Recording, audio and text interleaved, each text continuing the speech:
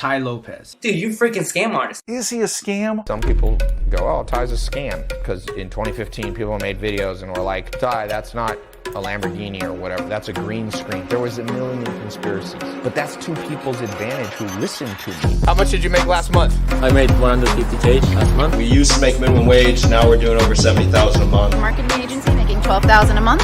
35,000 a month. Making 12,000 a month. So now I'm at $10,000 a month. About 250. All the way up until $20,000 a month, $5,000 a month. I'm doing over $60,000 in gross monthly sales. $2,500. Now I'm making 15.5 a month. On track to make 6 figures. 224,000. Over 130K a month. 130K a month. And you're doing marketing. I I can't even post all the testimonials. I can't. There's too many. Just remember this. The less people who believe something can happen, the more opportunity for you. The more competitors, the less profit you'll make.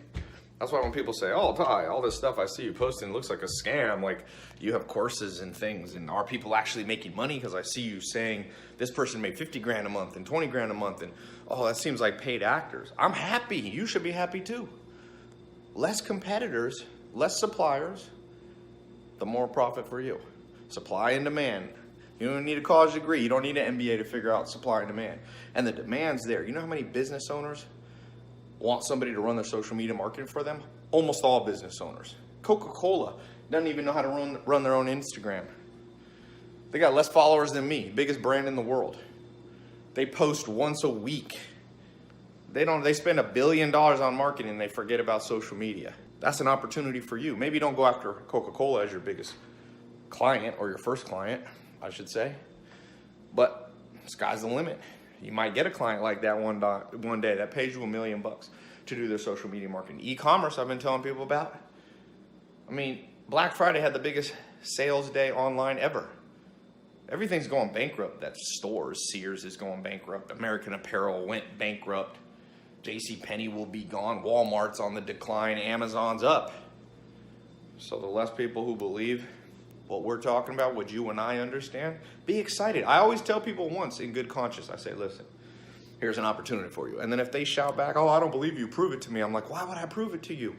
Why would I create a competitor who has animosity and nothing but venom? I'm happy for you to stay in the status quo, my friend. Stay with what you're doing. Open your little store, brick and mortar store. In good conscience, I can say, I told people, they didn't listen. Real estate, bigger opportunities than ever. And there's going to be a recession here relatively soon. You can count on it. Capitalistic cycles go 5 to 10 years. Last one was 2008. It's coming right around the corner.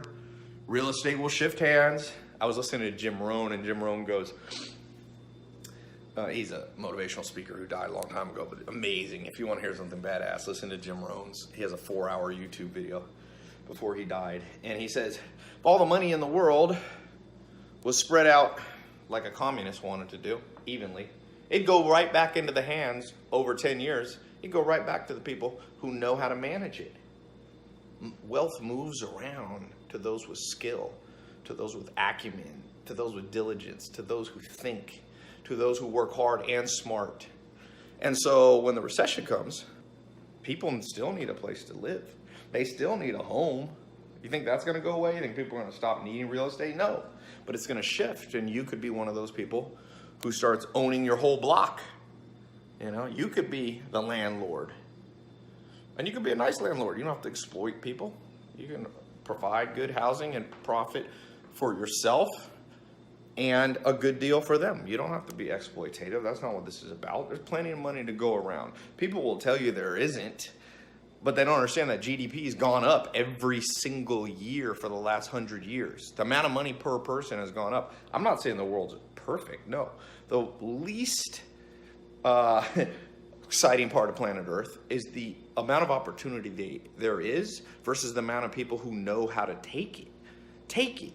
And in order to take it, I'm going to tell you 3 things you got to know. To take the upcoming opportunities, the disrupted industries, e-commerce, social media, real estate, and you to profit by it, and you to make a job out of it, and a career and an income out of it. You're going to need 3 things. 1, you're going to have to be able to see what other people can't see, when other people are skeptical. Jeff Bezos got on the e-commerce train in 2004. He's one of the first people ever. And look, he was rewarded with being the wealthiest person in the world. Same with Steve Jobs with computers. They all laughed at him. But that means there was no competitors and he just went in there. That's number one. You gotta have that vision and that thick skin. Number two, you have to build some skill. You know, you gotta build some skill.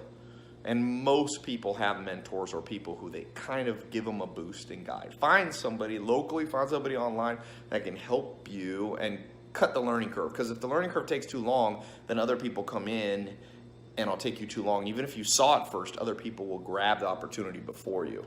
And then third, and last but not least, when you feel like giving up, remember the Chinese saying, the temptation to give up is greatest right before you're about to succeed. So when you start your little social media marketing agency or e-commerce or your entrepreneur venture or a side business while you keep your main job or your real estate investing or whatever it is you do, you're gonna encounter struggles. This ain't a get rich quick talk that I'm giving. You can get rich, but it rarely is quick and easy. But it happens, and sometimes it's easier than you think. It hasn't been as hard as I thought it would be. But that's not to say it hasn't been full of struggles. I mean, growing up, I thought it was impossible. I never met a millionaire in my life. It's not impossible. But remember, the temptation to give up is greatest right before you're about to succeed. So get excited when things aren't working perfectly, because that means you're getting closer, my friend.